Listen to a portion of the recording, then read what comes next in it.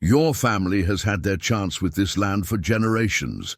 Progress can't wait for sentimentality or outdated farming methods, Victor Thornton announced coldly as he slammed the foreclosure notice on the table.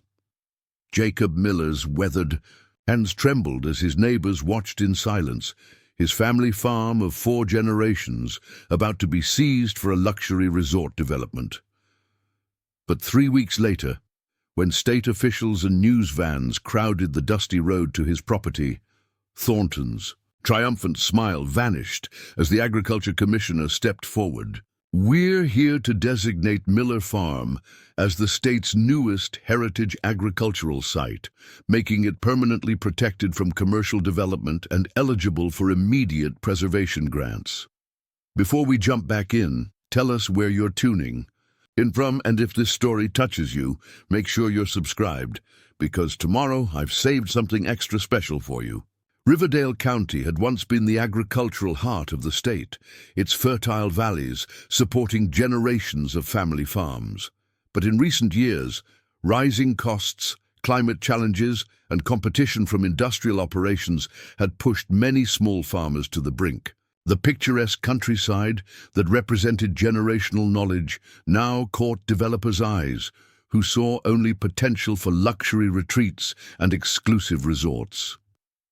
At the center of this changing landscape stood Miller Farm, 175 acres of prime valley, land that had been in Jacob Miller's family since 1886.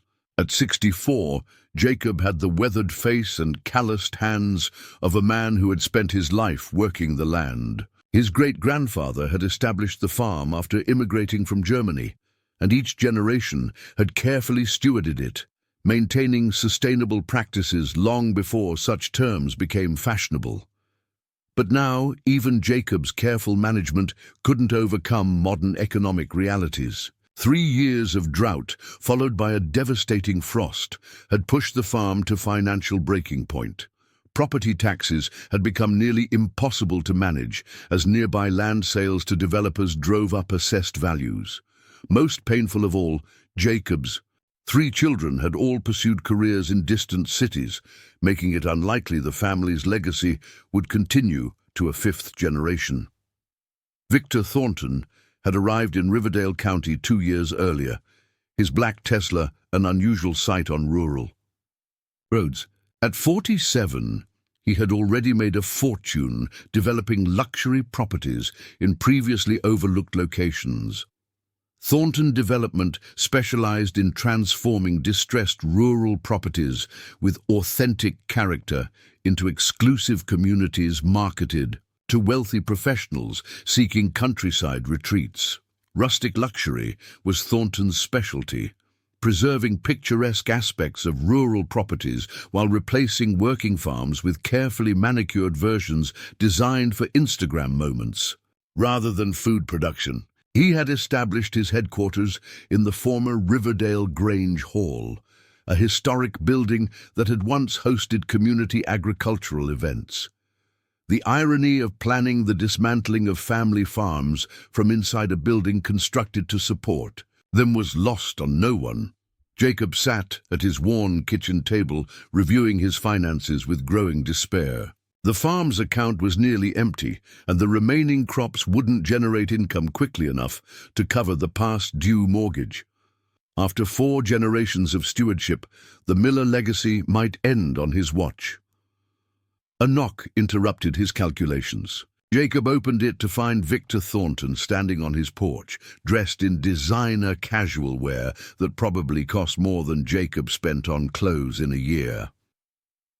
"Mr. Miller," Thornton began with practiced warmth, "I was driving by and thought it might be a good time for us to talk." Jacob doubted very much that Thornton had been driving by the isolated farmhouse, but rural courtesy demanded he invite the developer in, despite his suspicions.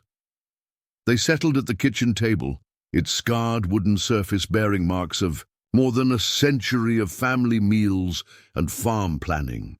"Mr. Miller, I'll be direct," Thornton began. "I know the farm is facing financial difficulties. The recent weather events have been devastating, and property taxes must be challenging given how values have increased. Jacob remained silent, uncomfortable with how accurately Thornton had assessed his situation.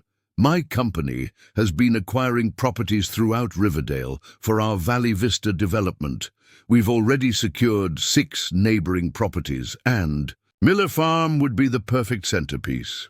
This is still a working farm, Mr. Thornton, Jacob replied firmly. Not a centerpiece. Of course, Thornton nodded with practiced empathy. That history is precisely what makes it valuable. We preserve key structures, like your historic barn and farmhouse, while adapting for modern needs. Jacob's expression hardened. You mean you keep the buildings, but get rid of the actual farming? We prefer to think of it as evolving the property's purpose, Thornton replied smoothly. Small-scale farming in this region is simply no longer viable. Our approach honors the heritage while creating new economic value by building luxury houses for weekenders, by creating sustainable economic use for land that can no longer support traditional agriculture, Thornton countered. Sometimes, the most responsible stewardship means recognizing when it's time for transition. Thornton slid a document across the table. We're prepared to offer $2 million for the entire property. That's nearly double its agricultural valuation. The figure was substantially higher than what the property would command as farmland, though significantly less than what Thornton would make by subdividing it into luxury agricultural estates. I need time to consider, Jacob said carefully. Of course, Thornton replied, but I should mention we're finalizing plans by the end of the month. Also, he hesitated with calculated timing. I've become aware that Miller Farm is currently 3 months behind on mortgage payments. Foreclosure proceedings could begin soon. Jacob's head snapped up. How would you know about my mortgage status? Thornton spread his hands innocently. Riverdale is a small community. Financial institutions understand the value of partnership. With development companies, information tends to flow where mutual interests align. The implication was clear. Thornton had inside information from the bank and was using it as leverage. In fact, Thornton continued, you have a balloon payment due next month. Our offer would settle all debts and still leave a substantial sum for your retirement. I'll need to discuss this with my family, Jacob said finally. Family consultation is important, Thornton stood. But if the property enters foreclosure, we'll be bidding at the auction. In that scenario, the price would likely cover only your debts, with nothing remaining for your future. After Thornton left, Jacob remained at the kitchen table. The offer, document before him, representing both financial salvation and the end of everything his family had built. The developer's threat about foreclosure echoed in his mind, a countdown clock on generations of agricultural heritage. What Jacob couldn't know was that Thornton's visit wasn't coincidental. Earlier that morning, Thornton had met with officials at Riverdale Community Bank and arranged to purchase the debt directly if Jacob refused his offer, giving Thornton control over the foreclosure process and virtually guaranteeing his acquisition of the property. Driving away, Thornton called his project manager. Miller's going to need encouragement to accept our timeline. Find out when the county releases the new property valuations. If Miller sees how much his taxes are about to increase, our offer will look considerably more attractive. The trap was closing around Miller Farm from multiple directions.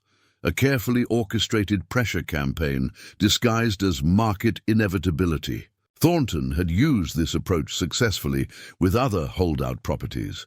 What he hadn't counted on was Jacob Miller's deep connection to the local agricultural community, a network of relationships that would soon activate in unexpected ways, proving that while a single farmer might be vulnerable to financial pressure, a community with shared heritage possessed resources that no balance sheet could capture. The Riverdale Farmers Market had been a Saturday tradition for over 70 years. Even as the county changed around it, the weekly gathering in the town Square remained a vital connection point for the agricultural community. Under canvas canopies, farmers displayed their produce, traded news, and maintained relationships that spanned generations. Jacob Miller's stand had been in the same spot for 42 years. Though his offerings had grown smaller as the farm struggled, his regular customers remained loyal, not just for his exceptional heirloom tomatoes and apple varieties that couldn't be found in supermarkets, but for the agricultural wisdom he freely shared. The morning after Thornton's visit, Jacob mechanically set up his market stand, arranging produce with less care than usual, his mind heavy with the impossible decision before him. The foreclosure. Notice felt like a physical weight in his pocket. "Earth to Jacob," a voice broke through his distraction. "I've been asking about your Brandywine tomatoes for a full minute." Jacob looked up to find Eleanor Santos, the county librarian, watching him with concerned eyes. At 58, Eleanor had been a fixture at the Riverdale Library for 30 years and knew virtually everyone in the community. "Sorry, Eleanor," Jacob managed. "Got a lot on my mind today." "Clearly," she replied, studying him. "These aren't arranged by size like you usually do. Something's wrong." Jacob hesitated. Pride made him reluctant to discuss his financial troubles publicly, but Eleanor wasn't. Just any customer. Her family had farmed in Riverdale until her parents' deaths, when their property had been the first to be converted into what would later become Thornton's initial development. "Thornton came by yesterday," Jacob said quietly. "Made an offer. On the farm. Mentioned he knows about my mortgage situation." Eleanor's expression darkened. "That man has his fingers in everything. How did he know about your mortgage?" "Says he has connections at the bank," Jacob replied, rearranging tomatoes to avoid meeting her eyes. "Foreclosure is coming if I don't. Sell to him. Got 3 weeks before a balloon payment hits." Eleanor was silent for a moment, processing this information. "You're not the first, you know. The Hendersons, the Patels, the Watsons, they all got similar visits before they sold, always right when they were most financially vulnerable." "Not much choice when the bank's about to take everything anyway," Jacob said bitterly. "Maybe," Eleanor replied thoughtfully. "But the timing always seemed suspicious to me, almost like he knew exactly when they'd be most desperate." A customer approached, ending their conversation, but Eleanor returned as Jacob was packing up his unsold produce at the end of the market. "Come by the library on Monday," she said without preamble. "There's something I want to show you." "Eleanor, I appreciate the concern, but unless you've got $200,000 to cover my balloon payment, there's not much to discuss." "Just come," she insisted. 3 o'clock. I'll have the research room reserved." Monday afternoon found Jacob reluctantly climbing the stone steps of the Riverdale County Library, a century-old building donated by a railroad baron long before. The current wave of wealthy investors discovered the region. Eleanor was waiting at the reference desk and immediately led him to a small room in the back, where stacks of files and several large, leather-bound volumes were already spread across the table. "I've been tracking property transfers in the county for years," she explained, closing the door behind them. "It started as a historical preservation project, but I began noticing patterns when Thornton arrived." She opened a large map of Riverdale County with color-coded markings indicating property ownership changes.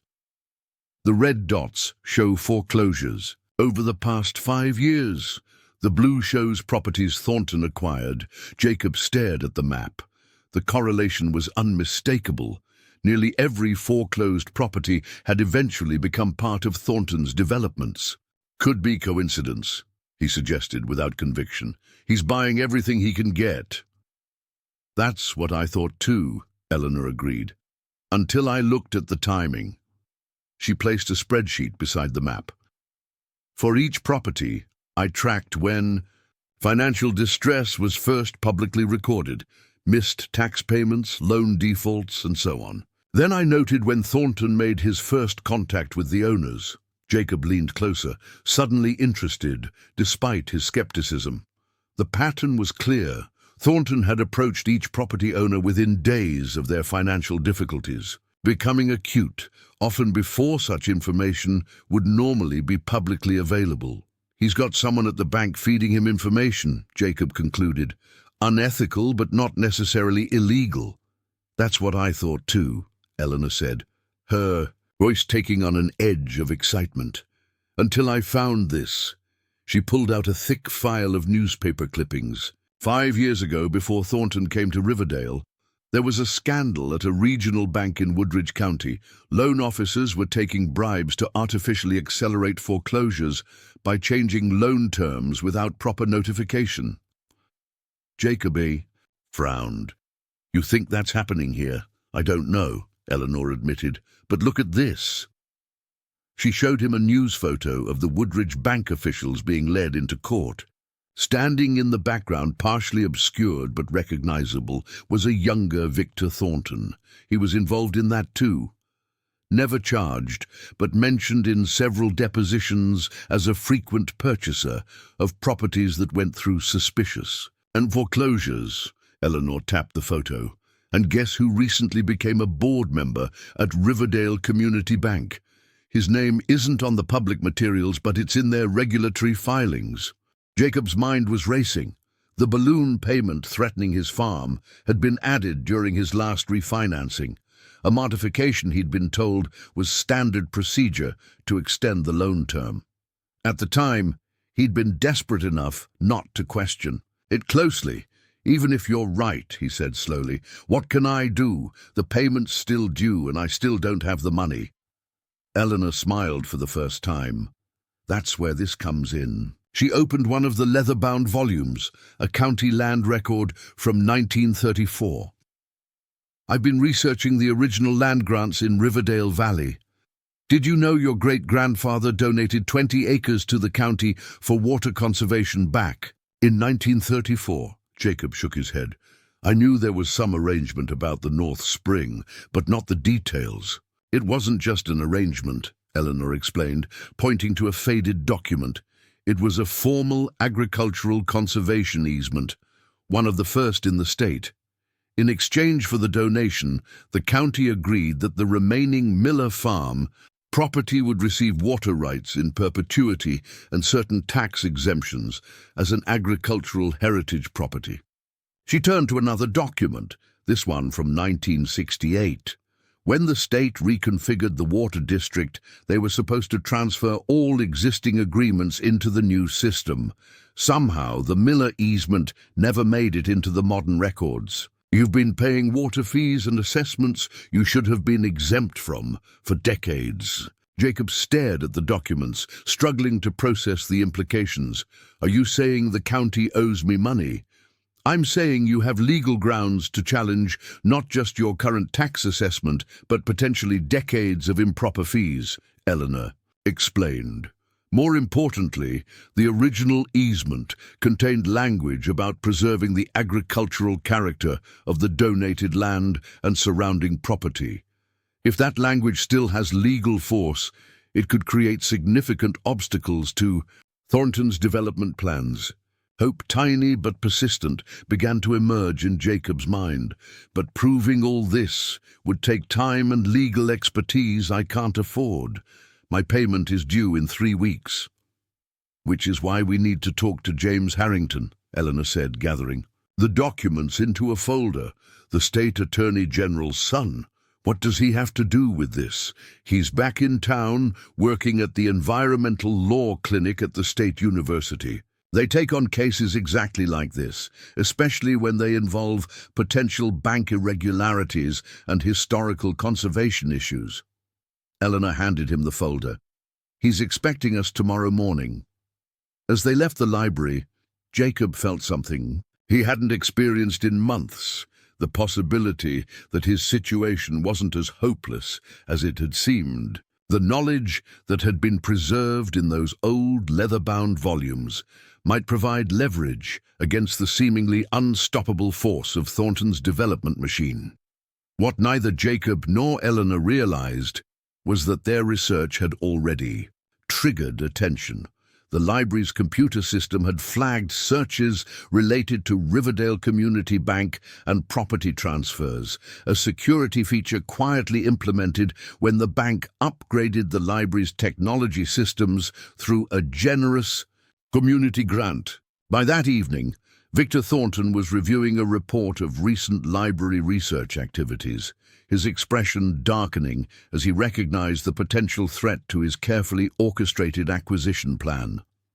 The folder of documents Jacob carried contained information that could disrupt not just the Miller Farm purchase, but potentially his entire development strategy for Riverdale County. "Find out everything you can about this meeting with Harrington," Thornton instructed his assistant over the phone, "and accelerate the paperwork on Miller's loan. I want foreclosure notices ready to serve by the end of the week." The race had begun.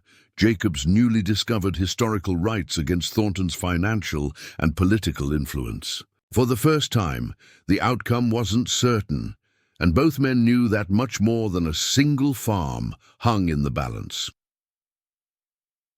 The following morning, Jacob drove his aging pickup to the university law clinic, the folder of documents on the seat beside him. Eleanor met him in the parking lot, along with a young woman he didn't recognize. "Jacob, this is Maria Chen from the Rural Agricultural Association," Eleanor introduced them. "She's been helping other farmers who face similar situations across the state." Maria shook his hand firmly. "Your case could be extremely important, Mr. Miller. The pattern we're seeing with Thornton development isn't isolated to Riverdale." Inside the modest clinic offices, they were greeted by James Harrington, whose casual demeanor belied his sharp legal mind and powerful connections. At 32, he had already made a name for himself defending environmental causes and rural communities against corporate development interests. "These historical easements are fascinating," James said after reviewing the documents. "Legally complex, but potentially very powerful. The water rights alone could be worth fighting for, but the heritage preservation language is what really interests me." He pulled up a digital map on his computer, showing Miller Farm and surrounding properties. "Thornton's entire development concept relies on controlling water flow through the valley. Your easement could be the linchpin that disrupts his entire plan." "Can it stop the foreclosure?" Jacob asked, focusing on his most immediate concern. "Possibly," James replied carefully. "We can file for an emergency injunction based on the historical claims, which might delay things. But our stronger play is leveraging these findings to interest the state agriculture department in your property." "How would that help?" Jacob asked. Maria stepped in. "The state has a new heritage farm preservation initiative. They're looking for properties with historical agricultural significance to designate for protection and support. Properties that demonstrate continuous agricultural use and have historical easements like yours are exactly what they're prioritizing. The grant funding that comes with designation would easily cover your balloon payment," James added, "and the protected status would make development virtually impossible, drastically reducing the property's appeal to Thornton." Jacob couldn't quite believe what he was hearing. "You're saying the state might pay to protect my farm?" "They're not purchasing it," Maria clarified. "They're investing in preserving agricultural heritage and sustainable farming practices. You would retain ownership and continue farming, with support for both historical preservation and modernization of your operations." "The catch," James cautioned, "is that the review process typically takes 6 months. We need to get the Agriculture Commissioner's office to fast-track your application, which is where my father might be able to help," he added with a small smile. "The Attorney General and the Agriculture Commissioner go fishing together. I think we can get you an expedited hearing next week, but we'll need to make your case compelling." Over the next 2 hours, they outlined a strategy. They would file for the emergency injunction to delay foreclosure while simultaneously pushing for fast-track consideration under the Heritage Farm program. Maria would help document the farm's historical significance, and sustainable practices, while Eleanor continued researching the potential banking irregularities. As the meeting concluded, Jacob felt a strange combination of hope and trepidation. For the first time in years, there was a path forward that didn't end with losing his family's legacy. But he was also acutely aware of the powerful interests aligned against him and the narrowness of his time frame. "Thornton won't take this lying down," he warned as they walked to their cars. "He's got money, connections, and half the county in his pocket." James nodded grimly. "Which is why we need to move quickly and quietly. The more public support we can generate, the harder it will be for him to shut this down through his usual channels." "I might be able to help with that," Eleanor suggested. "The Historical Society has its annual meeting this weekend. A presentation on agricultural heritage and the Miller farm easement would draw attention from exactly the right people." As they finalized their plans, none of them noticed the black SUV parked at the far end of the lot, its driver photographing. Their meeting with a telephoto lens. By nightfall, Thornton would have detailed information about their strategy and would be formulating his countermoves. The battle for Miller Farm, and perhaps the soul of Riverdale County itself, was now fully engaged. The question was whether Jacob's newly discovered historical rights and growing coalition of supporters could stand against the financial and political machinery that had already transformed so much of the valley from productive farmland into exclusive developments. The clock was ticking, not just toward Jacob's lone deadline, but toward a confrontation that would determine whether agricultural heritage had any place in Riverdale's future. The Riverdale Historical Society meeting was held in the town's community center, a building that had begun its life as a grain depot in the 1920s. The irony wasn't lost on Jacob that they were fighting for agricultural preservation in a structure that had been repurposed from its original farming function. Eleanor's presentation on agricultural heritage and water rights in Riverdale County had drawn a surprisingly large crowd. Local historians, several county officials, and numerous farmers filled the seats. Jacob noticed a few of Thornton's employees lingering at the back, recording the proceedings on their phones, confirmation that their efforts had caught the developer's attention. The Miller Farm easement represents one of the earliest examples of conservation planning in our state, Eleanor explained, displaying images of the original documents she'd discovered. This 1934 agreement shows remarkable foresight, protecting both water resources and agricultural heritage decades before such concepts became common practice. As she detailed the historical significance of the easement and its implications for current land use, Jacob observed growing interest among the attendees. Several county council members were taking notes, and the local newspaper reporter was recording the presentation.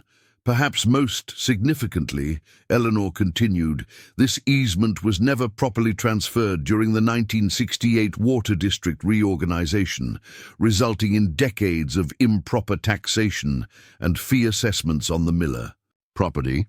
This administrative oversight has direct implications for current development proposals affecting the Valley watershed. She didn't explicitly mention Thornton's plans, but everyone in the room understood the reference. By framing the issue as a historical and administrative matter rather than direct opposition to development, Eleanor had cleverly positioned their case as a correction of past errors rather than an attack on progress. When the presentation concluded, the Historical Society president approached Jacob. The Society would like to formally recognize Miller Farm's historical significance. Would you permit us to submit documentation supporting your heritage farm application?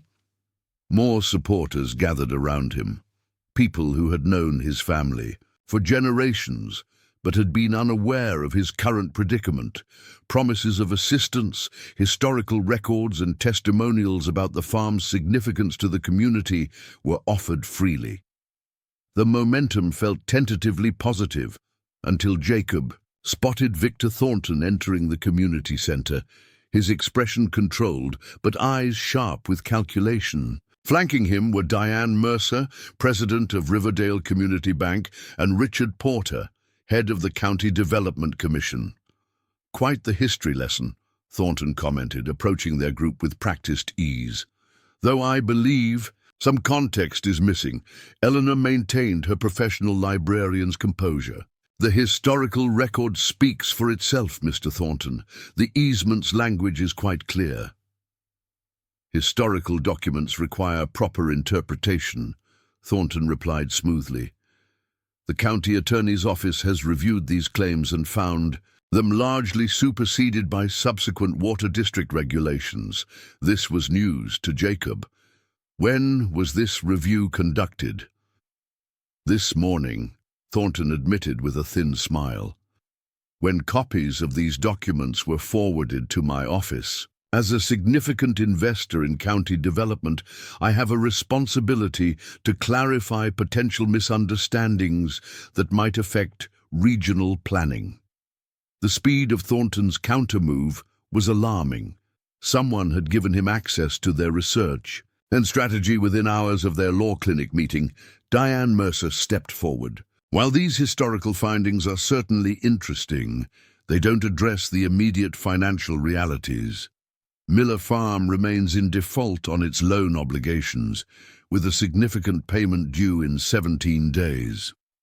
A situation that would be resolved through our fair market offer," Thornton added, "providing Mr. Miller with financial security while allowing appropriate development of underutilized agricultural land." The confrontation was drawing attention from throughout the room. Jacob felt the weight of the community's gaze as this private financial struggle became increasingly public. "The land is hardly underutilized," came a new voice as Maria Chen joined the conversation. "Miller Farm produces specialty crops that support regional food security and preserve genetic diversity through heritage varieties unavailable from industrial operations." Richard Porter looked uncomfortable. "The County Development Commission is sensitive to agricultural concerns, but we must balance preservation with economic growth. Mr. Thornton's proposal would generate significant tax revenue and create jobs, while destroying a unique historical resource and disrupting the watershed for every farm downstream," added James Harrington, who had been observing from nearby. "A complex balance indeed." Thornton's eyes narrowed slightly at James's appearance. "The Attorney General's son has taken an interest in local zoning matters. How unexpected. Agricultural preservation and water rights fall within the Environmental Law Clinic's mission," James replied evenly, "especially when they involve potential banking irregularities and historical easements." The subtle reference to banking irregularities caused Diane Mercer to stiffen. "Riverdale Community Bank operates with the highest ethical standards." "I'm sure it does," James agreed. "Which is why you'll be investigating how a balloon payment was added to Mr. Miller's loan during his last refinancing without proper disclosure, and why his historical water rights exemptions haven't been properly applied to his account." The tension in the room was palpable as the private legal and financial issues Jacob had been facing were suddenly thrust into public view. Community members who had come for a historical presentation found themselves witnessing a confrontation that would determine the future of the valley's agricultural landscape. Thornton maintained his composure, but Jacob could see calculation behind his eyes. "These technical matters are best addressed through appropriate channels, not public forums. Our offer to Mr. Miller remains open for 10 more days. After that, the bank will proceed with its legal remedies regardless of historical claims that may take months or years to resolve." With that parting threat thinly disguised as pragmatism, Thornton and his allies departed, leaving Jacob and his supporters to process the escalation. What had begun as historical research had now become an open confrontation with the most powerful economic interests in the county. "He's scared," Eleanor observed, watching Thornton's retreating figure. "He wouldn't have shown up personally if he didn't see our findings as a serious threat." "But he's accelerating his timeline," Jacob replied grimly. 10 days instead of 3 weeks. He's going to push the foreclosure through before we can get the Heritage Farm application processed. James nodded. "Which means we need to move faster. I'll call my father tonight and push for an emergency meeting with the Agriculture Commissioner. Maria, can you have the heritage documentation ready by tomorrow?" "I'll work through the night. If necessary," she confirmed. The Historical Society president approached, having overheard their conversation. "The Society will issue a formal statement tomorrow supporting the historical significance of the Miller Farm easement. It won't stop a foreclosure, but it will create public pressure on the county council." As the meeting dispersed, Jacob found himself surrounded by neighbors and community members offering support. Some promised to attend any public hearings about the farm's status. Others offered to help document the farm's agricultural practices and historical significance. A few even suggested a community fundraiser to help with the balloon payment, though everyone knew raising such a sum would be virtually impossible in the available time frame. The following morning brought both progress and new challenges. True to her word, the Historical Society president had issued a forceful statement about Miller Farm's significance, which was featured prominently in the local newspaper. Maria had completed comprehensive documentation of the farm's sustainable practices and heritage crop preservation efforts, but Thornton had escalated his efforts as well. Jacob received formal notice that Riverdale Community Bank had accelerated his loan due to recently discovered documentation irregularities, moving the balloon payment deadline to just 7 days away. The notice was accompanied by a revised offer from Thornton Development, reduced by 15% from the original proposal to reflect increased legal complexities. "It's a pressure tactic," James explained when Jacob called him in alarm. "They're trying to force you to accept the reduced offer by making the foreclosure more imminent, but it actually helps our case for emergency consideration by the Agriculture Department."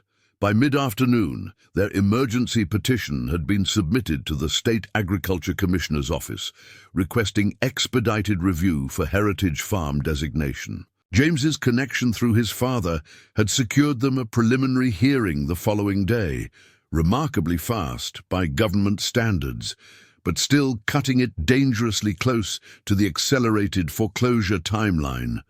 What no one anticipated was Thornton's next move. As Jacob returned from delivering harvest records to Maria at the law clinic, he found county vehicles parked at his farm entrance. Officials from the county water district were inspecting his irrigation system, accompanied by an environmental compliance officer. "There's been a complaint about unauthorized water usage," the lead inspector informed him. "We need to verify your water rights and compliance with current regulations." "My family has maintained the same water usage patterns for decades," Jacob protested. "Nothing has changed in our operation." "Perhaps, but regulations have changed," the inspector replied, consulting his clipboard. "According to current records, your approved water allocation is 40% lower than what these fields would require. We'll need to see documentation of any supplemental water rights." It was a masterful tactical move by Thornton. By triggering a water rights inspection, he had created a new regulatory obstacle that could potentially derail the Heritage Farm application. If the farm was found to be operating outside current water regulations, its eligibility for historical preservation would be compromised. Eleanor and James arrived while the inspection was still underway, having been alerted by a neighboring farmer who had seen the county vehicles. James immediately requested to see the complaint that had triggered the inspection.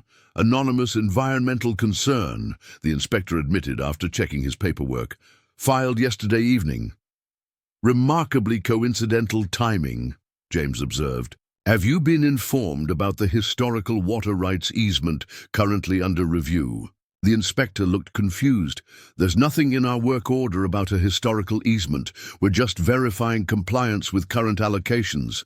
Eleanor produced copies of the 1934 documents. These historical water rights supersede current allocation formulas for this property. The County Historical Society has already authenticated these records. The inspection team looked uncertain, caught between following their assigned task and confronting unexpected historical documentation. That might render it irrelevant. After a brief consultation, the lead inspector made a call to his supervisor. We'll need to temporarily suspend this inspection pending legal clarification, he announced after completing the call.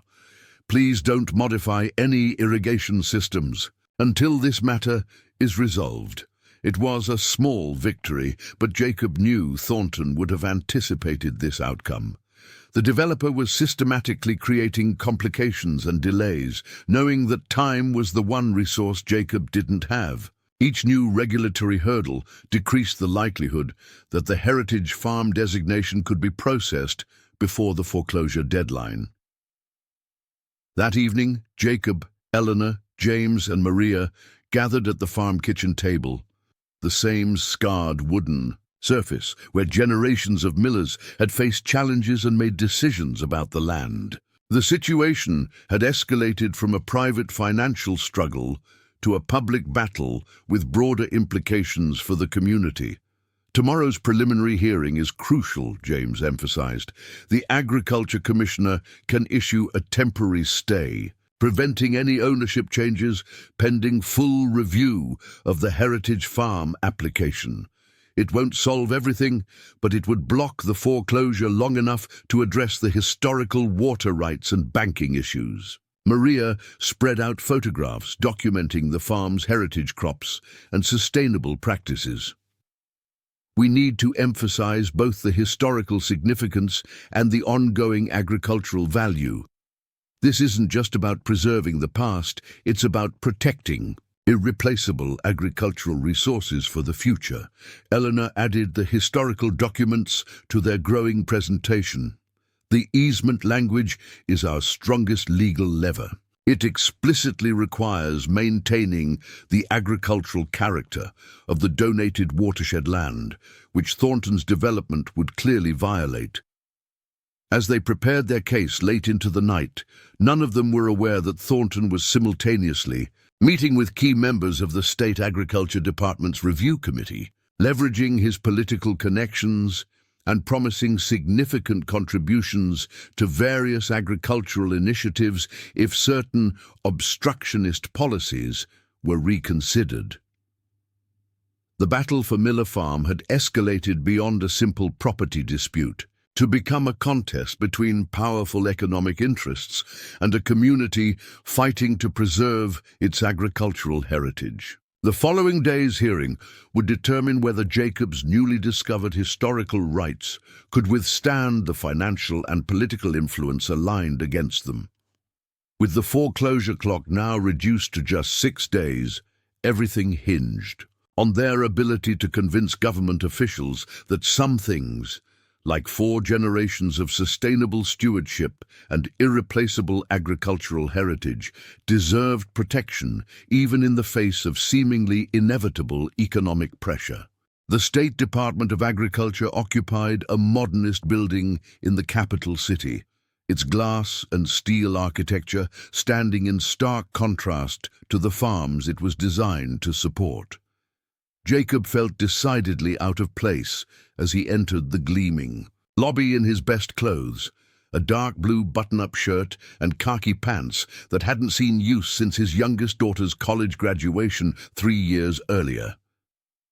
"Remember, this is just a preliminary hearing," James reminded him as they checked in at security. They're determining whether your case merits emergency consideration for the Heritage Farm program, not making a final decision yet. Eleanor and Maria joined them, carrying carefully organized portfolios of documentation. The Historical Society president had also made the journey to provide additional testimony about the farm's significance to regional heritage. Commissioner Anderson has a strong preservation record, Maria encouraged him. She's approved emergency designations before, when historical agricultural resources were at imminent risk. Jacob nodded, grateful for their support, but acutely aware of what they were up against. Thornton's political connections and financial influence extended well beyond Riverdale County. The stakes had grown beyond a single farm to encompass fundamental questions about agricultural preservation and rural development throughout the state. As they approached the conference room where the hearing would take place, Jacob stopped abruptly. Through the glass wall, he could see Victor Thornton already seated at the table, accompanied by his legal team and, most alarmingly, Deputy Commissioner Williams, who appeared to be engaged in friendly conversation with the developer. "That's not a good sign," James murmured. Williams oversees the Heritage Farm program and reports directly to Commissioner Anderson. Their concern deepened when they entered the room and saw the full complement of attendees. Besides Thornton and his lawyers, representatives from Riverdale, Community Bank and the County Development Commission were present. The preliminary hearing they had anticipated had clearly evolved into something more substantial and potentially more dangerous. Commissioner Anderson, a formidable woman in her early 60s with decades of agricultural policy experience, called the meeting to order. This emergency hearing is to evaluate the application of Miller Farm for expedited consideration under the Heritage Agricultural Property Protection Act. Due to claims of imminent foreclosure and potential historical preservation concerns, we've assembled relevant parties to assess the situation's urgency. Her neutral tone gave no indication of which way she might be leaning, but the presence of so many of Thornton's allies suggested he had been working his connections aggressively. Deputy Commissioner Williams spoke first. "Before we proceed, I should note that our preliminary review raises questions about whether Miller Farm meets current program criteria. Specifically, water usage compliance and economic viability metrics appear problematic." Jacob felt his heart sink. They were starting from a defensive position before even presenting their case. James responded calmly. "Commissioner, we've submitted documentation addressing both concerns. The historical water rights easement from 1934 establishes grandfathered water allocations that supersede current formulas, and the economic viability assessment doesn't account for specialty crop value and genetic resource preservation." The commissioner nodded. "We'll consider all documentation. Please present your case for emergency consideration." For the next 30 minutes, Jacob and his supporters laid out their argument. Eleanor detailed the historical significance of the water rights easement and its implications for both the farm and surrounding properties. Maria presented data on the farm's irreplaceable heritage crop varieties and sustainable management practices. The Historical Society president spoke about the farm's central role in the county's agricultural development. Jacob himself spoke last, his weathered hands gripping the podium as he addressed the officials who would determine his family's legacy. "Miller Farm isn't just a piece of property to me," he began, his voice finding strength as he spoke about what mattered most. "It's 4 generations of knowledge about this specific piece of land, which fields drain first after heavy rain, where the soil holds moisture longest during drought, which protected slopes ripen fruit earliest in spring. This isn't knowledge you can get from soil samples or satellite imagery. It's been earned through decades of daily observation and passed down from father to son." He described the sustainable practices his family had implemented long before they became fashionable, the native pollinator habitats they'd maintained, the soil-building techniques that had kept their land productive without chemical dependence. "My grandfather used to say we don't really own the land. We're just taking our turn caring for it," Jacob continued. The easement he created in 1934 wasn't just about water rights. It was about recognizing that some resources belong to the community and future generations, not just the current deed holder. As Jacob concluded, he felt he had presented their case honestly and completely. Whether it would be enough against Thornton's influence remained to be seen. The developer's presentation offered a stark contrast. His legal team presented elaborate economic projections showing tax revenue and job creation from the proposed Valley Vista development. They questioned the contemporary relevance of an 85-year-old easement, suggesting that modern environmental regulations provide more comprehensive protection than outdated agreements. Most concerning was their characterization of Miller Farm itself. "While we respect the property's heritage," Thornton's lead attorney stated, "economic analysis clearly shows its current operation is no longer viable as a working farm. Mr. Miller has fallen significantly behind on loan obligations, and property taxes have been delinquent multiple times in recent years. The Heritage Farm program was created to preserve sustainable agricultural operations, not to bail out failing businesses." With nostalgic value, Jacob felt the sting of these technically accurate but fundamentally misleading statements. The loan problems and tax delinquencies were real, but they had been exacerbated by the very bank that Thornton now influenced, and the assessments that hadn't accounted for the historical water rights exemptions. When both sides had presented their cases, Commissioner Anderson studied the documents before her thoughtfully. This situation involves complex intersections of historical preservation, agricultural policy, and private property rights. "I'd like to ask a few clarifying questions." She turned to Jacob first. "Mr. Miller, setting aside historical considerations, is your farm currently economically viable if the water rights exemption is recognized and applied correctly?" Jacob considered carefully before answering. "With proper recognition of the water rights and appropriate tax assessment based on agricultural rather than development value, yes. We've maintained profitability with our specialty crop program. We're not overburdened by inappropriate fees and assessments." The commissioner nodded, then addressed Thornton. "Mr. Thornton, your development plans show construction directly affecting the watershed area specified in the 1934 easement. Have your environmental assessments accounted for downstream agricultural impact if these natural water retention areas are developed?" Thornton shifted slightly. "Our environmental compliance team has conducted standard assessments required by current regulations. We believe engineered water management systems would adequately replace natural features." "Engineered systems require maintenance in perpetuity," the commissioner observed. "Natural systems are self-sustaining. Has your planning accounted for long-term maintenance costs and potential failure scenarios affecting downstream agricultural operations?" It was a telling question that suggested the commissioner understood the fundamental difference between natural agricultural systems and engineered replacements. Thornton's team promised to provide supplemental information addressing these concerns. After several more probing questions, Commissioner Anderson addressed the assembled group.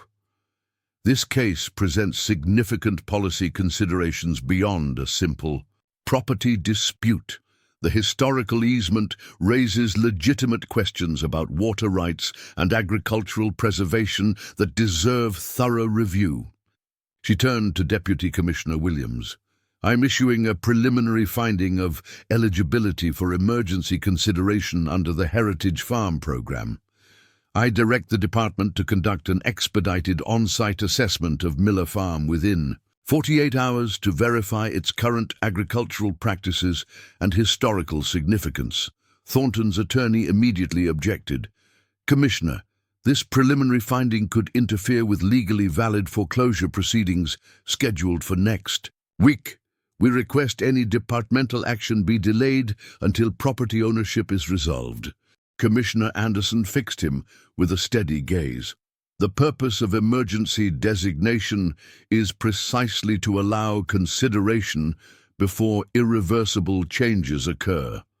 I'm also issuing a temporary stay, preventing any change in ownership status pending completion of our expedited review. It wasn't a final victory, but it was a critical reprieve. The stay would block the foreclosure long enough for a full assessment of the farm's historical significance and the validity of the water rights easement. As the hearing concluded, Jacob felt cautious relief. They had secured the time needed to properly make their case, though the battle was far from won. The Commissioner's probing questions about watershed impacts and natural systems suggested she understood what was truly at stake beyond property rights and development dollars. Thornton's expression remained controlled as he gathered his materials, but the tightness around his eyes revealed his frustration. The developer had clearly expected his connections to secure a different outcome. "This isn't over, Miller," he said quietly as they exited the conference room. "You've bought yourself a few days. Nothing more. My offer remains your best option for walking away with anything." "I'm not looking to walk away," Jacob replied simply. "That's the difference between us. This land isn't just an investment to me." Outside the government building, Eleanor, James, and Maria celebrated the preliminary victory with Jacob. The temporary stay bought them precious time, and the Commissioner's order for an expedited on-site assessment would allow them to demonstrate the farm's actual practices and historical significance. "The inspection team will be at your farm the day after tomorrow," James explained. "We need to prepare comprehensive documentation of your sustainable practices, heritage crop preservation, and historical features. I'll coordinate with the Historical Society to have experts present who can verify the structures and landscape features dating back to the original homestead," Eleanor added. Their cautious optimism was tempered by awareness of what they were still facing. Thornton would undoubtedly use the next 48 hours to leverage every connection and resource at his disposal. The bank would be preparing to challenge the stay, arguing that their foreclosure rights superseded agricultural preservation concerns. As they drove back to Riverdale County, Jacob watched the landscape transition from urban development to agricultural land. Fields gave way to more fields, the seemingly endless productivity of the region's farms, belying their increasing vulnerability to development pressure. Miller Farm was just one of many multi-generational operations facing extinction as land values, driven by development potential rather than agricultural productivity, made farming economically challenging. What none of them realized as they prepared for the crucial farm inspection was that Thornton had already set in motion his contingency plan. If he couldn't prevent the heritage farm designation through official channels, he would create conditions that would render the designation irrelevant. A late-night meeting with contractors had been scheduled to discuss preliminary site preparation on properties adjacent to Miller Farm, work that might accidentally affect the watershed hydrology in ways that would take months or years to legally address. The race against time had gained a temporary reprieve, but the financial and political machinery aligned against Miller Farm continued to advance. The next 48 hours would determine whether generations of agricultural heritage and sustainable stewardship would be preserved, or whether Thornton's vision of rustic luxury would erase another piece of the region's farming legacy. As Jacob returned to his farm that evening, the weight of 4 generations of stewardship heavy on his shoulders, he looked out over fields his great-grandfather had first planted. Whatever happened in the coming days, he had done everything possible to honor that legacy and protect the land that had sustained his family for over a century.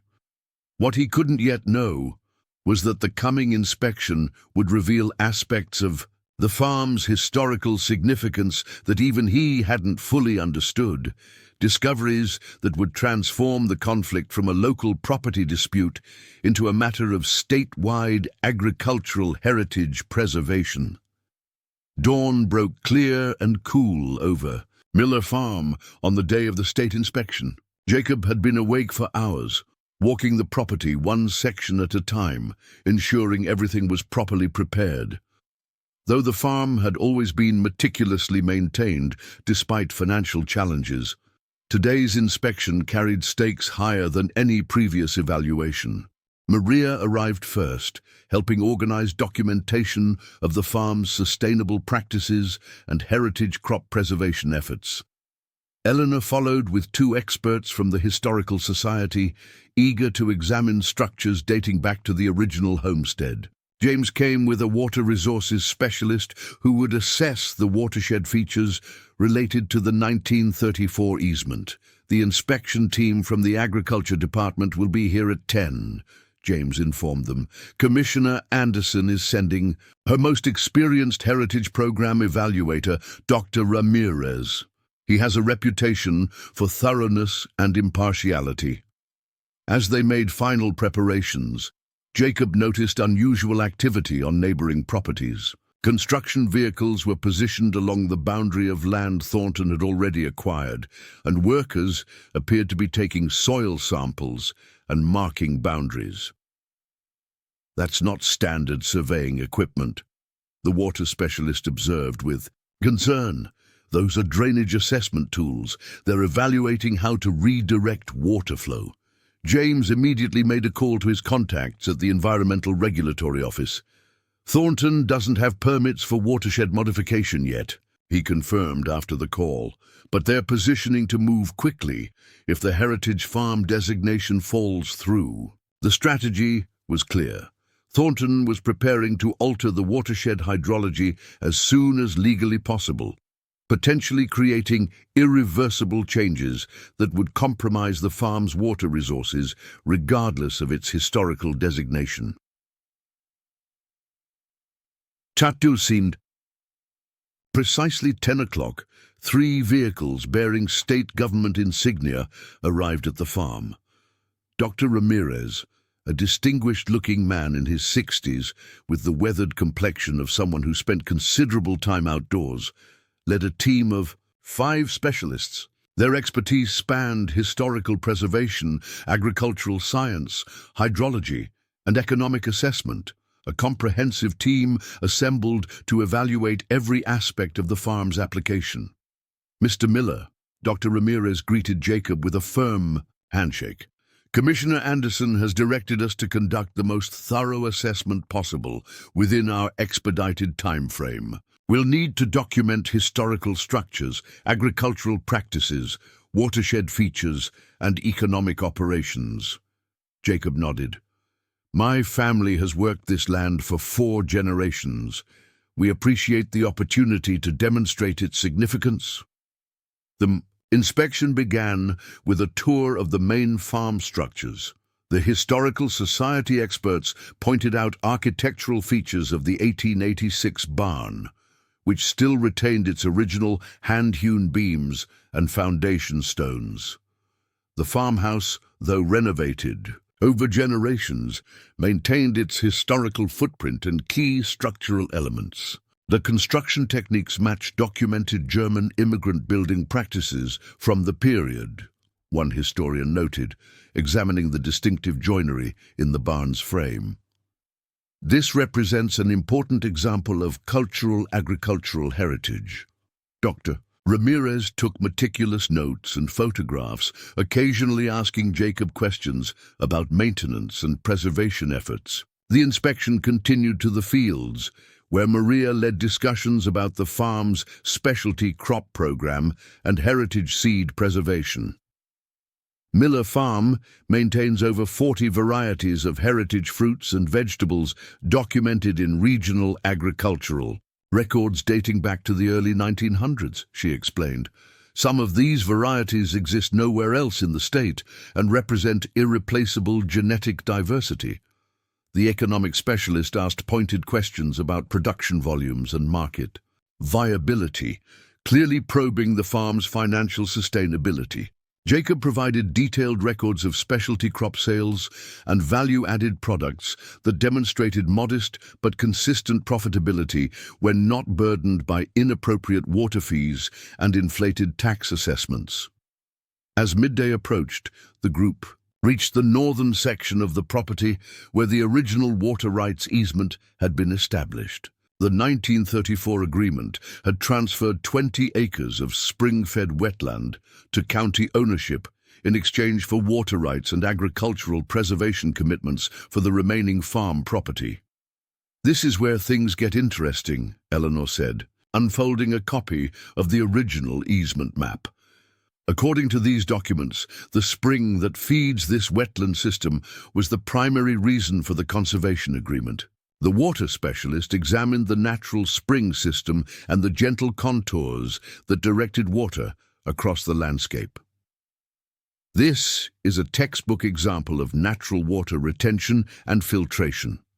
Modern engineered systems still can't match the efficiency of these natural features. Dr. Ramirez compared the current landscape to the historical documents, noting how little had changed in the hydrology despite nearly 9 decades of agricultural operation. "This speaks to remarkably consistent stewardship," he observed, as they examined the boundary markers defining the easement area. One of the historical experts noticed something unusual: a small stone cairn, partially hidden by native grasses. "Mr. Miller, is this a known historical feature?" he asked, carefully examining the stacked stones. Jacob shook his head. "I've always known it was there, but never understood its significance. It's been maintained as part of the boundary marking for as long as I can remember." The historian carefully brushed away accumulated soil from the base stone, revealing faint but distinct markings. "These appear to be survey markings, but they're not standard county notation." He took several photographs and compared them to the historical documents Eleanor had provided. "This requires further investigation," he murmured, clearly intrigued. The inspection continued throughout the afternoon, with team members documenting every aspect of the farm's operations, historical features, and ecological significance. As they worked, Jacob noticed increased activity on the neighboring properties, with Thornton's contractors becoming more visible along the boundaries, a not-so-subtle reminder of what awaited if the heritage farm designation failed. As the day's light began to fade, the inspection team gathered at the farmhouse to review their findings and discuss next steps. Dr. Ramirez was carefully non-committal about their conclusions, maintaining professional neutrality as he outlined the process. "Moving forward, we'll compile our assessment overnight and submit formal recommendations to Commissioner Anderson tomorrow," he explained. "She's prioritized this case for immediate review, given the impending foreclosure concerns." As the team prepared to depart, the historian who had discovered the stone cairn approached Jacob with Eleanor. "Mr. Miller, that boundary marker we found is potentially significant beyond what we initially thought." He displayed enhanced photographs of the markings on his tablet. "These aren't standard survey notations. They appear to be territorial markers, predating formal county establishment. I've consulted with colleagues at the State Archaeological Office, and they believe this may indicate your property contains previously undocumented Indigenous heritage sites." Eleanor's eyes widened. "If confirmed, that would trigger mandatory archaeological review under the State Historical Preservation Act, which would automatically stay any development activity pending complete assessment," James added, immediately grasping the implications. Dr. Ramirez overheard this exchange and approached with renewed interest.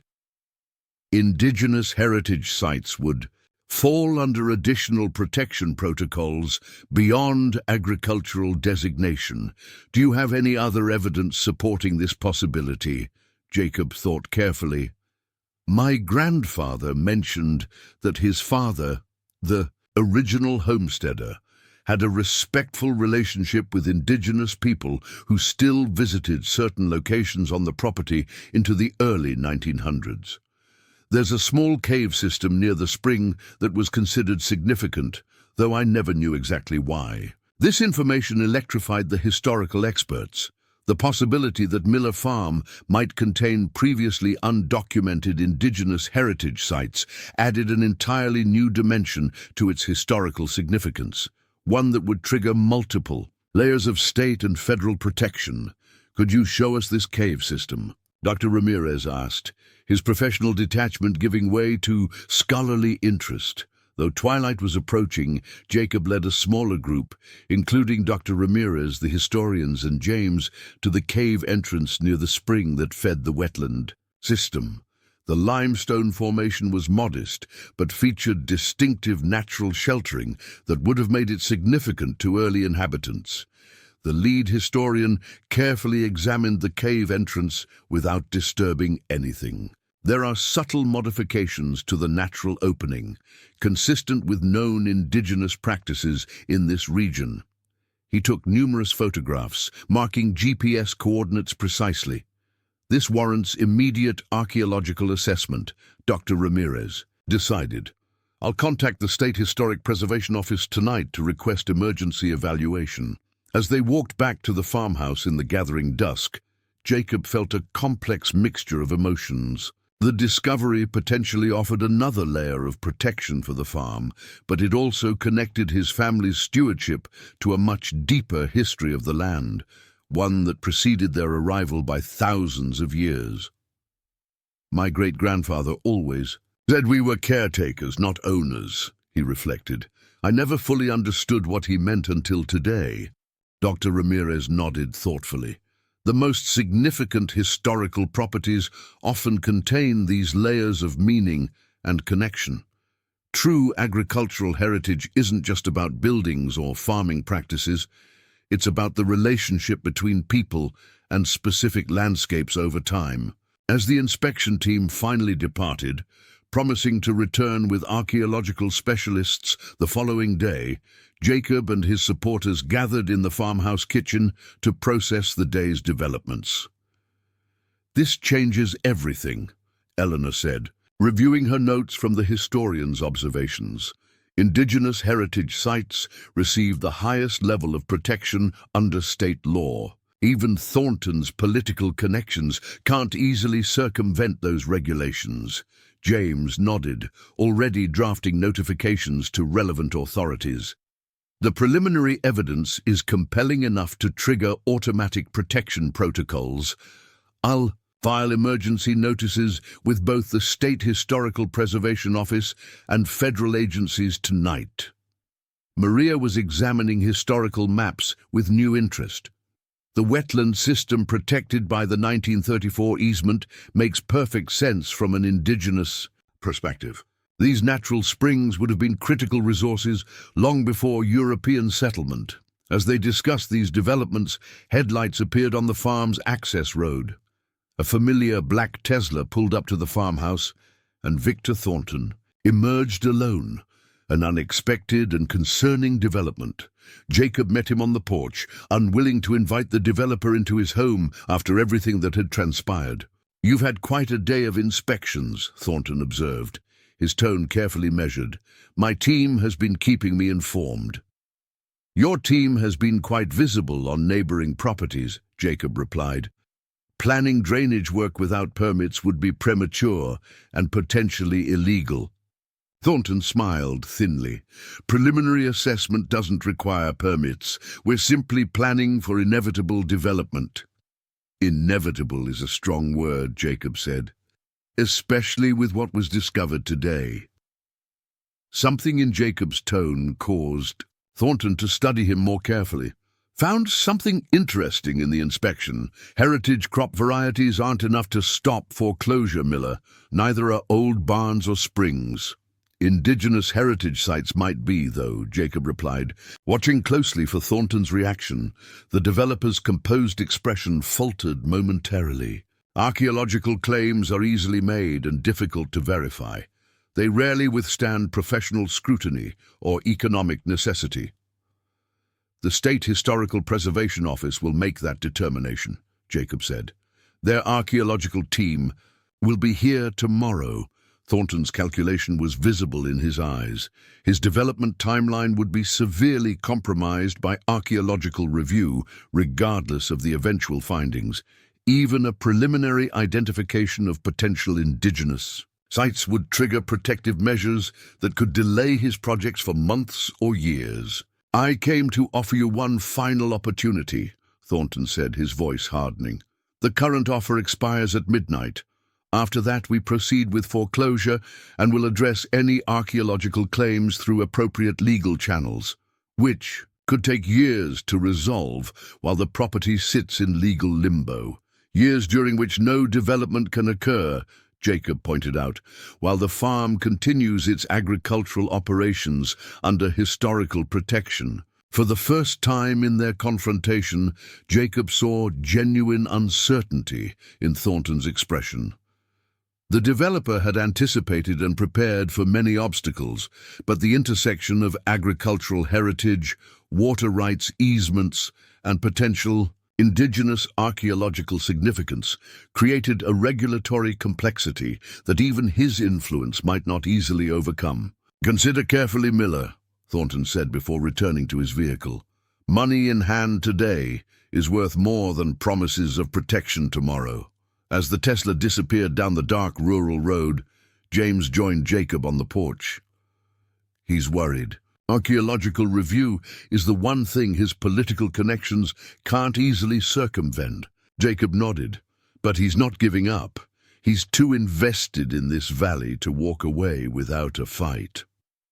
Inside the farmhouse, Eleanor was on the phone with contacts at the university's archaeological department, arranging for specialists to join. Tomorrow's assessment.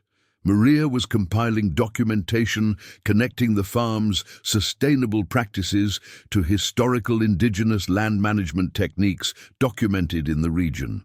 As midnight approached, the deadline for Thornton's final offer, Jacob sat alone at the kitchen table where this conflict had begun. The foreclosure notice no longer seemed quite so threatening in light of the day's discoveries. What had started as a desperate fight to save his family farm had evolved into something more significant, the protection of a landscape with layers of historical meaning and ecological importance that transcended property ownership, whatever the next day might bring. Jacob had found something more valuable than Thornton's millions. The knowledge that the land his family had stewarded for generations held deeper significance than he had ever imagined, connecting his great-grandfather's immigrant agricultural practices to indigenous stewardship traditions thousands of years older. As the grandfather clock in the hallway, brought from Germany by his ancestors in the 1880s, chimed midnight, Jacob made his decision. Thornton's offer would expire unanswered. The farm's fate now rested with forces larger than either of them: the accumulated weight of history, the intersection of multiple preservation laws, and a growing community commitment to protecting what could never be replaced or recreated once destroyed. 3 days after the discovery of potential indigenous heritage sites on Miller Farm, the property bustled with activity, unlike anything it had seen in decades. State archaeological specialists meticulously documented the cave system and stone markers, establishing a preliminary survey grid across portions of the northern section. Representatives from 3 tribal nations with historical connections to the region had arrived to consult on the findings.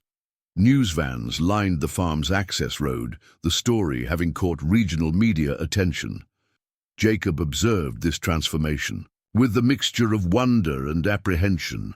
The farm that had been deemed financially unviable was suddenly the focus of intense historical and cultural interest. Yet the foreclosure deadline, technically still in effect despite the temporary stay, loomed just 3 days away. "The archaeological evidence is compelling," Dr. Ramirez informed Jacob as they watched the assessment team at work. Preliminary dating suggests human modification of the cave entrance dating back approximately 3,000 years, with evidence of continuous seasonal usage through the early 20th century. Eleanor joined them, carrying newly discovered documents from the county archives. "We found correspondence between your great-grandfather and the Indigenous families who still visited the site as late as 1915, she explained. "He specifically promised to protect the spring and cave system from development, which explains the unusual language in the 1934 water easement. This connection between Jacob's family history and Indigenous heritage added profound meaning to their fight. What had begun as an effort to save a family farm had evolved into the protection of a site with historical and cultural significance spanning thousands of years." "Commissioner Anderson's office called," James announced, approaching with his phone in hand. "She's expedited the Heritage Farm Review based on the archaeological findings. The official designation hearing is scheduled for tomorrow morning." The accelerated timeline reflected the convergence of agricultural heritage, water rights, and Indigenous cultural significance, creating a compelling case for emergency protection under multiple state and federal regulations. Thornton Development had maintained a conspicuous silence since the archaeological discovery became public.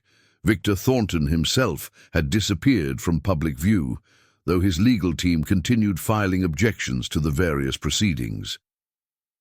The following morning, a crowd gathered at the county administration building for the Heritage Farm designation hearing.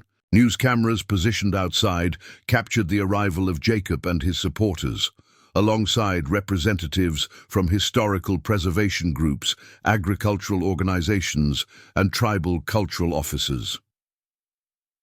Commissioner Anderson had traveled from the capital to preside personally over the hearing, a sign of the case's growing significance.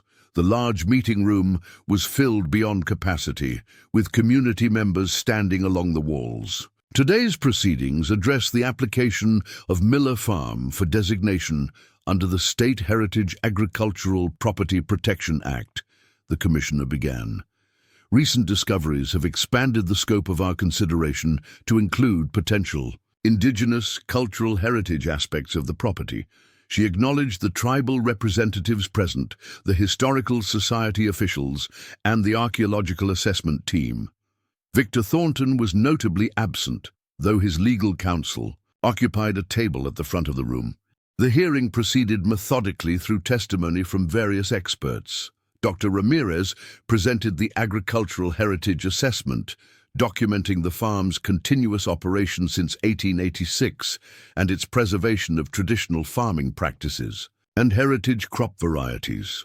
Eleanor outlined the historical significance of the 1934 water easement and its connection to Indigenous water rights. Tribal cultural preservation officers spoke eloquently about the significance of the spring and cave system in their oral histories.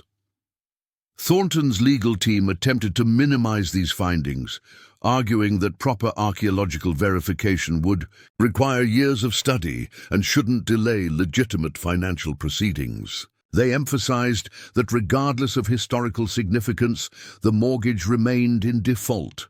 The Heritage Farm designation is independent of property ownership, they argued.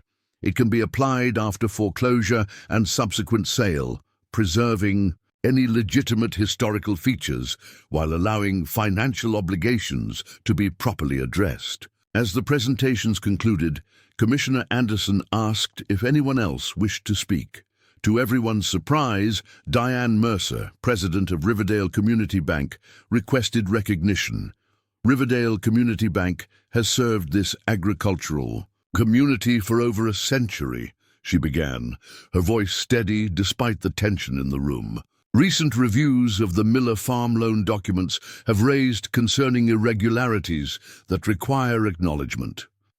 A murmur ran through the crowd as Mercer continued.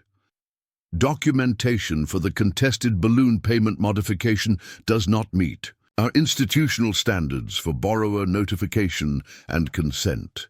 Additionally, historical water rights exemptions were not properly applied to the account for at least 12 years. She placed a folder on the commissioner's table.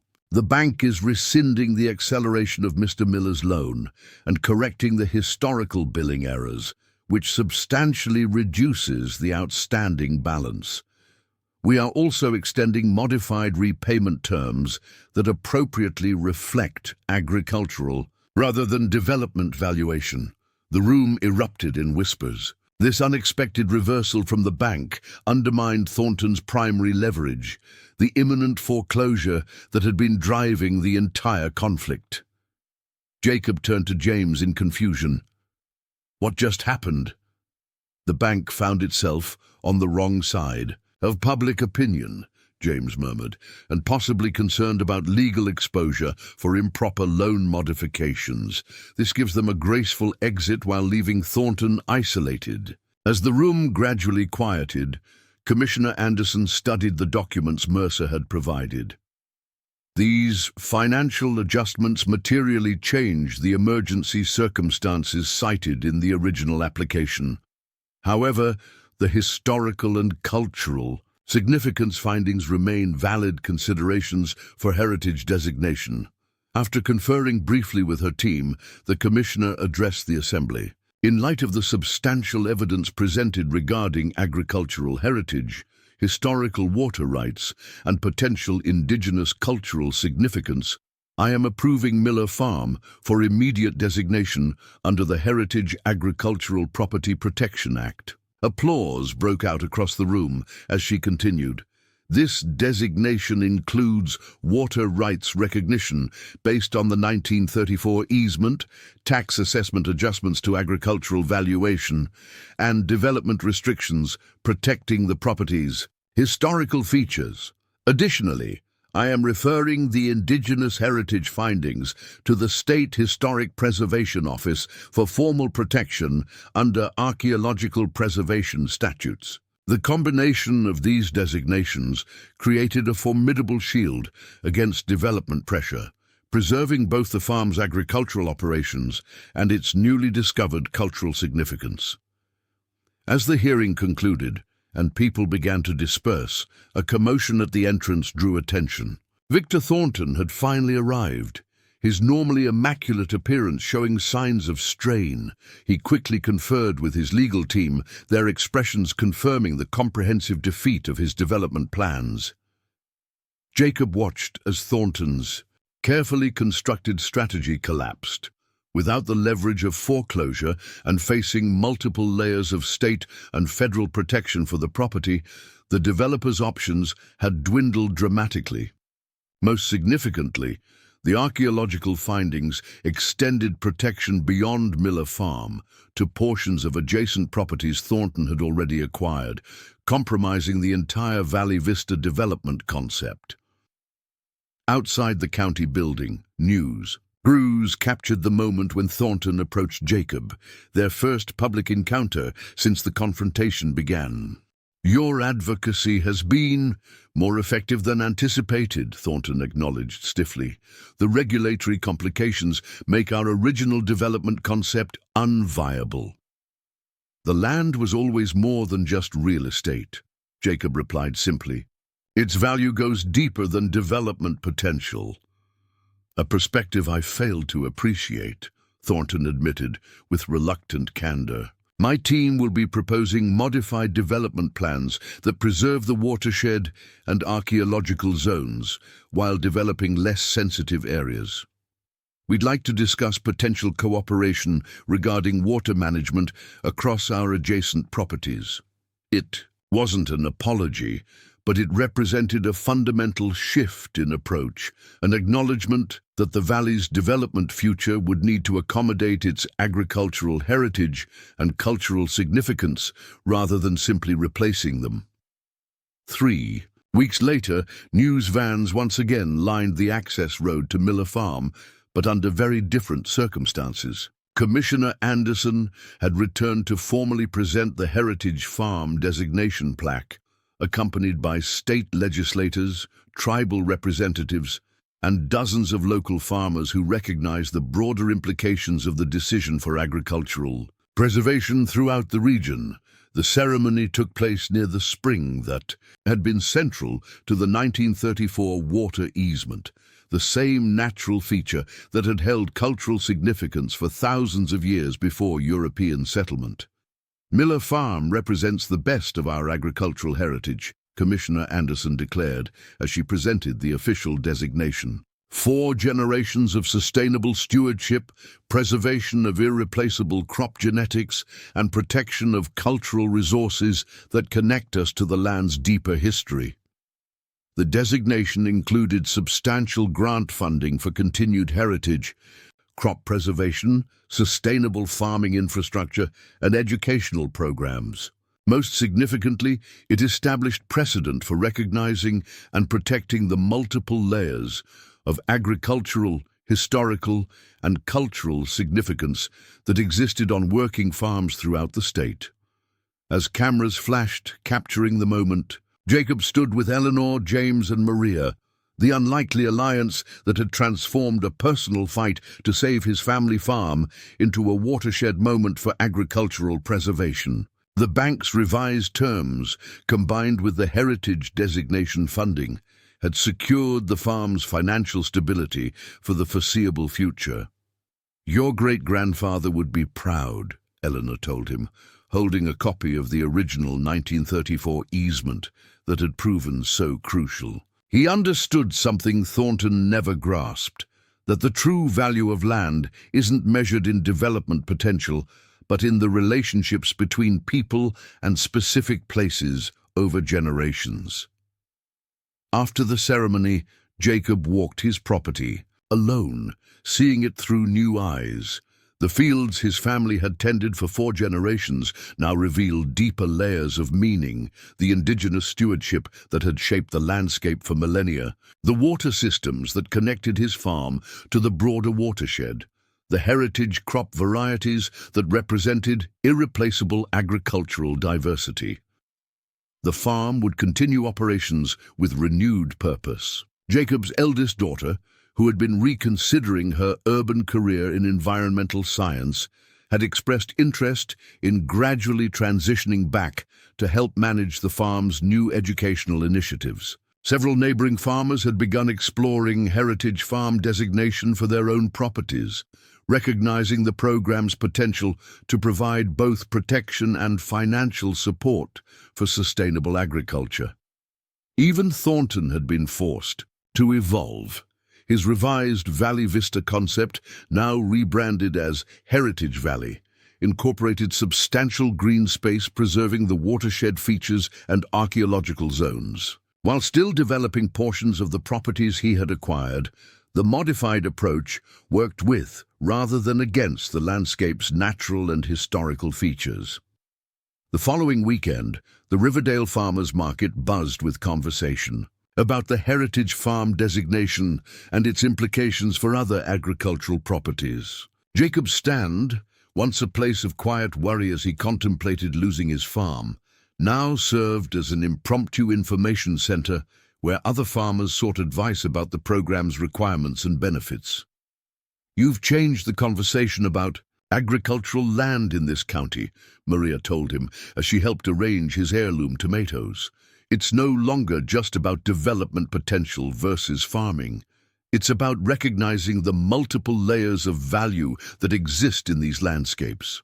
As Jacob looked around at the community that had rallied to support his fight, he reflected on how different the outcome might have been without their intervention. Eleanor's historical research, James's legal expertise, Maria's agricultural advocacy, and the tribal representative's cultural knowledge had combined to reveal the farm's true significance beyond its financial valuation. The farm that had been dismissed as financially unviable, operated by a worn-out farmer with empty pockets, had proven to hold values that transcended monetary calculation.